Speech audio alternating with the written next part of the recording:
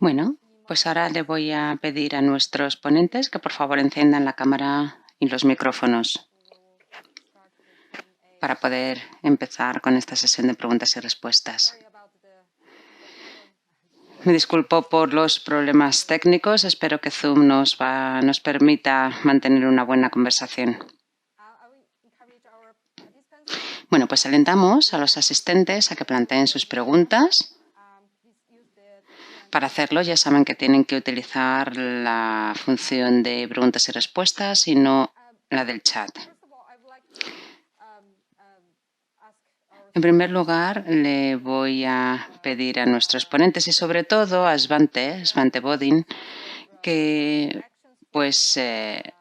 nos cuenten cuál es su impresión acerca de las presentaciones que hemos visto, sobre todo en este caso cuando la presentación en concreto la ha hecho Pam. Así que adelante, Svante. Muchas gracias. Bueno, no tengo mucho más que añadir a la presentación que ha hecho Pam. Es sumamente exhaustiva. Yo he estudiado y he trabajado en todas estas áreas, así que me parece más interesante ver qué dudas tienen los asistentes y qué quieren que abordemos. Ahora, con respecto a las otras presentaciones, me han parecido muy interesantes, puesto que yo también me he adentrado en cuestiones relacionadas con el Consejo del Ártico. Lo que me planteo es, al margen de lo que nos ha contado Douglas, hay algunas consecuencias de la modificación de la radiación solar, incluso si una pequeña cantidad puede generar beneficios a escala regional, puede producir grandes daños como consecuencia de los cambios en la precipitación, en los patrones de precipitaciones y también en las corrientes de calor, en el calentamiento. Así que, bueno, es algo que tenemos que tener presente. Muchas gracias. ¿Alguien quiere añadir algo a lo que ha dicho Svante? Con respecto a la modificación de la radiación solar, en principio, a día de hoy, la única decisión que se puede tomar es si estudiar más este tema o no. Uno de los motivos de preocupación respecto de la modificación de la radiación solar, hay muchos motivos, pero bueno, uno para mí tiene que ver con el hecho de que alguien, por pura desesperación, podría optar por aplicarlo sin que hubiéramos realizado estudios de investigación suficientes como para entender verdaderamente cómo funciona. Especialmente en el Ártico no hay barrera tecnológica para aplicar esta técnica y tampoco hay una barrera extraordinaria en términos de costos. Así que no queremos que alguien se ponga manos a la obra sin un acuerdo internacional y sin un conocimiento y una investigación científica suficientes que a día de hoy no existen. Así que, como dice Svante, desde luego hay riesgos y el riesgo también está asociado con la falta de actuación.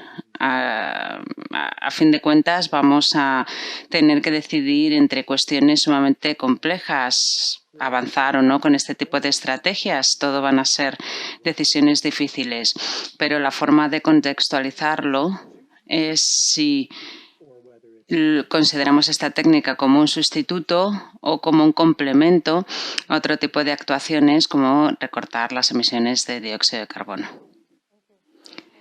Muchas gracias, Doc. Ilona.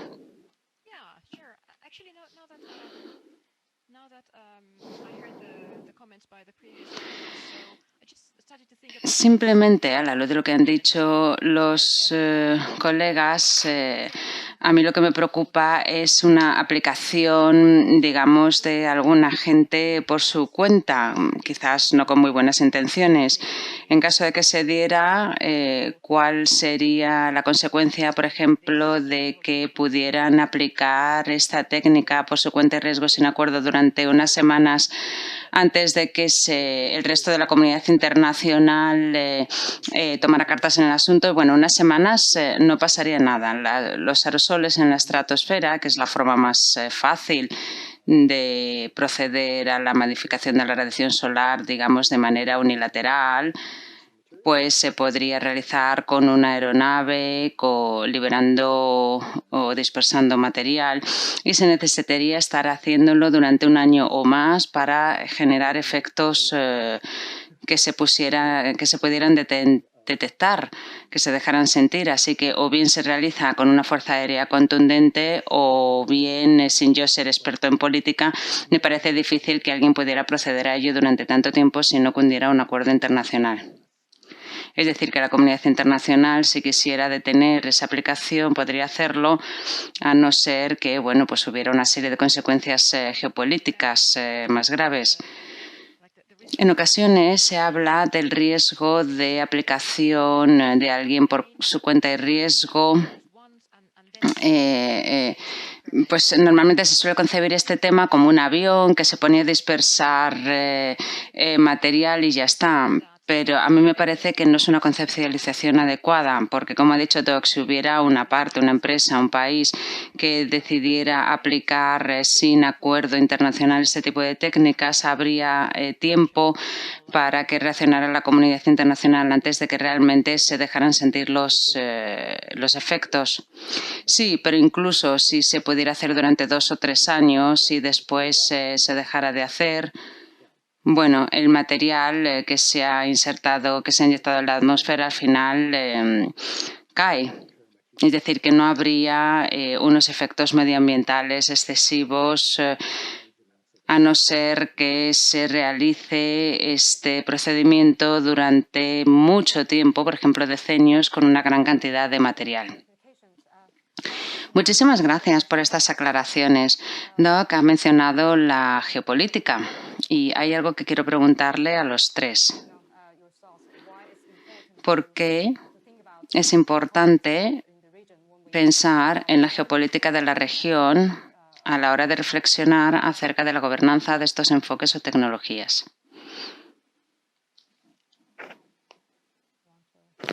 ¿Quién quiere responder? Bueno, estoy mirando a Ilona porque pensé que ella querría responder. A mí me parece que es inevitable plantearse la geopolítica con respecto al Ártico. El Consejo del Ártico congrega a varios países y habrá que ver cómo se comportan algunos de ellos, cuáles se quedan rezagados. Hay probablemente una división entre aquellos que quieren proceder a exploraciones en el Ártico y otros que quieren protegerlo. Y no se sabe muy bien dentro de cada país qué intenciones tienen distintas comunidades o distintos grupos con respecto al Ártico. Sí, totalmente de acuerdo con lo que ha dicho Svante. Incluso hay, esperanzas de explotar el Ártico de manera comercial a través de rutas marítimas. Sí, desde luego que los países se juegan mucho y es una pena realmente que alberguen esperanzas tan positivas, teniendo en cuenta las consecuencias que puede tener para el cambio climático. Pero decisiones tales como cómo aplicar esta tecnología o cómo diseñarla, pues sí, son cuestiones importantes. Y también qué oportunidad o qué posibilidad hay de que cunda el acuerdo acerca de este tema entre los países del Ártico. Hasta donde yo sé, no ha habido estudios al respecto en todos los países del Ártico para ver cuál es su posición al respecto, y sería un estudio muy pertinente. En cualquier situación en la que se puedan dar efectos transfronterizos de las actuaciones de un determinado país, la geopolítica entra en juego, desde luego. Aquí tenemos entre manos un ámbito en el que el Ártico podría considerar que esta zona por sí sola debe tomar decisiones, de manera acertada o no. Y tanto la opción de hacer algo como la de no hacer algo afecta el planeta. Los cambios climáticos que se producen en el Ártico repercuten en el aumento del nivel del mar, en los patrones meteorológicos, así que probablemente haya países fuera de la zona ártica que consideren que también se tiene que escuchar su voz. Y desde luego, si se empieza a inyectar aerosoles en la estratosfera en la zona del Ártico, los efectos climáticos se van a dejar sentir más en el Ártico, desde luego, pero modificará el clima en todas partes del planeta. Por lo tanto, habrá quien diga, yo necesito formar parte también de la decisión. Desde luego, y también hay que tener en cuenta el efecto que habrá en diferentes países. Por eso se necesita investigar más esta materia, los diferentes efectos de las diversas tecnologías que se pueden dar, y no podemos embarcarnos en un proceso significativo de diseño de gobernanza sin tener más conocimiento al respecto. Sí, pero los países tienen que tener en cuenta también otros efectos medioambientales más allá del clima, así como efectos económicos, para saber cuáles son las consecuencias totales de una posible modificación del clima merced a estos proyectos. Con respecto al papel que puede desempeñar el Consejo del Ártico, todos los países son conscientes de que cualquier cosa que se lleve a cabo en el Ártico tendrá efectos al menos hemisféricos, sino mundiales. Y lo curioso es que las potencias básicas en este planeta están representados en el Consejo Ártico o en el grupo de observadores, por ejemplo, China, que lleva mucho tiempo siendo activa en este foro. Así que no creo que cualquier cosa que se pueda hacer se pasara por alto, digamos, por parte de otros países. Muchas gracias.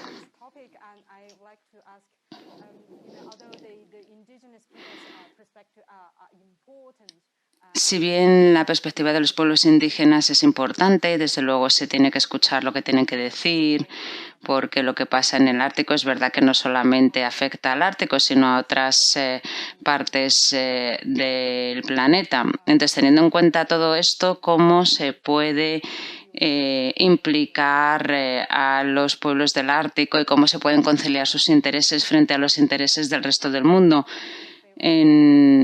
Quizás otras personas del planeta no estén a favor de que se aplique la modificación de la radiación solar, o pueden estar a favor de que se aplique, mientras que esto vaya en contra de la voluntad de los pueblos indígenas. ¿Cómo conciben ustedes este problema? Bueno, voy a trasladar la respuesta a los que tienen más experiencia en el Ártico. Es evidente que los pueblos indígenas tampoco son una comunidad homogénea y cada colectivo, cada grupo va a tener una visión distinta. Por tanto, no creo que haya un portavoz único que represente su punto de vista. En cualquier caso, sin un conocimiento adecuado acerca de cuáles son las opciones que se barajan, no podrán tener una opinión fundamentada. Desde luego, se han realizado algunos estudios para determinar cómo los habitantes locales en el Ártico conciben los enfoques que alteran el clima, como por ejemplo la inyección de aerosoles en la estratosfera, concretamente. Y estos estudios han concluido que les preocupa hasta qué punto son controlables estos enfoques y también la cuestión de la justicia. En Laponia, por ejemplo, se puso en marcha un estudio para determinar si a la gente le preocupaba el cambio climático, y a partir de ahí planteamos qué objetivos tendría que tener la inyección de aerosoles en la estratosfera, confrontándolos con los resultados actuales. Y al final todo el debate adquirió tintes éticos, es decir, que se decía que si se pudiera reducir a la mitad el efecto del cambio climático con la inyección de aerosoles en la estratosfera, los habitantes locales consideraban que sería justo que se mantuvieran las condiciones actuales, aunque en función del porcentaje podría no resultar justo, teniendo en cuenta las consecuencias que se podrían dejar sentir en otros lugares del planeta. Los pueblos árticos también tienen derecho al desarrollo económico regional y esto en ocasiones se vincula a industrias que se benefician del cambio climático. Los cambios en la criosfera, por otra parte, también implica cambios culturales en los medios de vida tradicionales. Y también tiene efectos negativos, como por ejemplo, si pensamos en el turismo de invierno, pues la nieve y el hielo son fundamentales. Pero para volver a la pregunta original acerca de los habitantes del Ártico y los pueblos indígenas, por supuesto que no se les puede dejar de lado.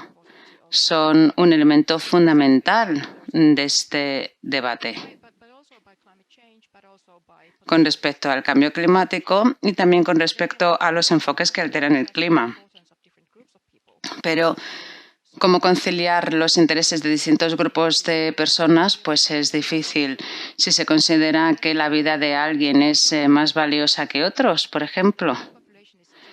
Las poblaciones del Ártico es una pequeña fracción de la población mundial, así que si se compara una pequeña cantidad de personas frente a una gran cantidad de personas, bueno, pues es una manera de contextualizar este tema. Y también se puede pensar en una especie de papel especial. Es decir, que hay diferentes formas de concebir o contextualizar este problema teniendo en cuenta diferentes comunidades en todo el planeta y hasta qué punto se tienen que implicar. Muy bien, pasamos ahora a las preguntas de los asistentes. Tenemos una pregunta sobre investigación. Nos han explicado que queda todavía mucho por conocer, por hacer en términos de estudios de investigación. Ilona mencionó también algunas directrices en su presentación. ¿Cómo se puede coordinar los estudios de investigación, la financiación y cómo se puede incorporar la perspectiva de los pueblos indígenas en el Ártico? Bueno, pues es una pregunta muy interesante. Parte de la investigación es obvio, por así decirlo. Si queremos comprender cuáles son los efectos de la inyección de aerosoles en la estratosfera, necesitamos modelos climáticos para ver cuáles serían los efectos en la criosfera, en el permafrost, etcétera, los efectos de lluvia ácida, etcétera, etcétera, para resolver incertidumbres de los procesos estratosféricos. Y parte de estas preguntas necesariamente requieren pues una implicación pública considerable y también ampliar los interrogantes para ver qué realmente es prioritario, qué es lo importante, a fin de saber qué hipótesis se han de barajar, qué riesgos se pueden presentar. Hay mucho codesarrollo de los programas de investigación que podría resultar verdaderamente valioso y lo difícil es ver cómo coordinar estos esfuerzos a nivel mundial, sobre todo teniendo en cuenta que los modelos de financiación, por ejemplo, el programa de investigación en Estados Unidos lo financia Estados Unidos. No tenemos a día de hoy mecanismos de financiación para estudios de investigación internacionales. Nadie dice, bueno, aquí tenemos una gran hucha que se vaya a dedicar a distintas regiones para que realicen estudios de investigación.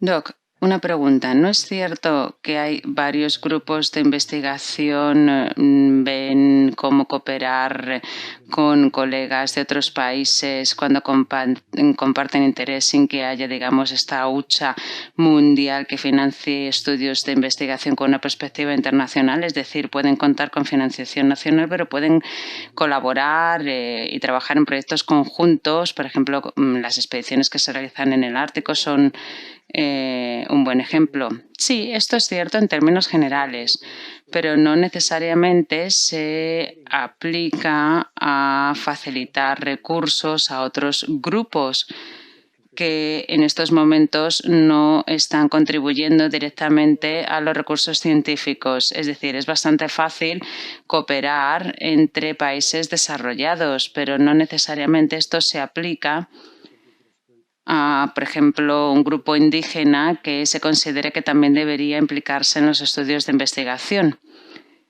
para velar por que eso sea una realidad. Hay, asistencia internacional, hay países en vías de desarrollo que reciben financiación para investigación desde hace mucho tiempo a través de mecanismos bilaterales o multilaterales. Yo creo que que sí existe. Muy bien. Bueno, estamos llegando al final de nuestra sesión, así que cualquier pregunta candente que tengan es el momento de realizarla. Una pregunta sobre empresas. Las grandes empresas cada vez piensan más en explotar los recursos que existen en el Ártico y que van a estar accesibles gracias al cambio climático. ¿Cómo se les puede incorporar en el debate sobre gobernanza? ¿Debería excluírseles completamente o no? ¿Quién quiere contestar? Bueno, la cuestión es si nos gustaría contemplar esta cuestión de los recursos. Creo que es algo que se está haciendo en diferentes países, puesto que tiene que ver con sus intereses. Yo no creo que se pueda excluir la extracción de recursos y la investigación sobre extracción de recursos de este debate. ¿Pueden ser concretos acerca de los enfoques o tecnologías de los que están hablando? Es algo que olvidé mencionar antes, que especifiquemos claramente a qué enfoque nos referimos. En este caso, por ejemplo, la navegación en el Ártico, el transporte de mercancías en el Ártico. Hay planes para abrir nuevas rutas marítimas que se verían menoscabados si se recongelara el Ártico, por ejemplo. Así que, ese es un ejemplo. No sé si el resto de colegas quieren decir algo más. Bueno, hay muchos más ejemplos, cada uno de los cuales expresan distintos intereses. Bueno, una última pregunta. El Ártico está cambiando de forma más rápida. Por tanto, como consecuencia del cambio climático, ¿no debería ser, por tanto, nuestra prioridad a la hora de plantearnos el uso de posibles enfoques que alteran el clima? Y, de nuevo, si van a mencionar alguno, concreten exactamente a qué enfoque nos estamos refiriendo. ¿Puedo plantear una aclaración? Si se refiere a que el Ártico se calienta a una velocidad 2 veces superior a la del calentamiento del resto del planeta y que esto tiene que ver con los efectos que se desencadenan en el resto del planeta, ¿es a eso a lo que se refiere? Bueno, perdón, he tenido un problema de conexión y no he oído la pregunta. Si la pregunta era ¿por qué consideramos el Ártico como una prioridad? Porque las tecnologías que alteran el clima o la modificación de la radiación solar se pueden aplicar en el Ártico, porque se calienta de forma más rápida que otras zonas del planeta. Bueno, no creo que el cambio de temperatura en sí mismo sea, digamos, la única razón. Pero hay cuestiones, por ejemplo, que tienen que ver con el aumento del nivel del mar, el permafrost y otras cuestiones que se ven afectadas directamente por el Ártico. Es decir, que los cambios que se produzcan en el Ártico van a provocar cambios muy radicales en muchos otros lugares del planeta. Y además corremos el riesgo de alcanzar puntos de inflexión, puntos sin retorno, lo cual, es un tema peliagudo porque cada uno lo entiende de una manera distinta, pero qué duda cabe de que se pueden dar cambios radicales en un plazo más corto si las consecuencias en el Ártico son irreversibles y duraderas. Sí, como ha dicho Pampe en su presentación, hay una serie de umbrales en el Ártico y en la criosfera en su conjunto que no podemos sobrepasar. Y eso depende de la temperatura, pero las consecuencias se manifestarán de distinta forma. El aumento del nivel del mar, más de 1 a 3 metros, es decir, es algo que desde luego que tenemos que evitar. Con respecto a si debemos apostar por la mitigación o a una intervención temprana de la modificación de la radiación solar, bueno, pues precisamente es lo que nos ocupa, es el debate que está abierto.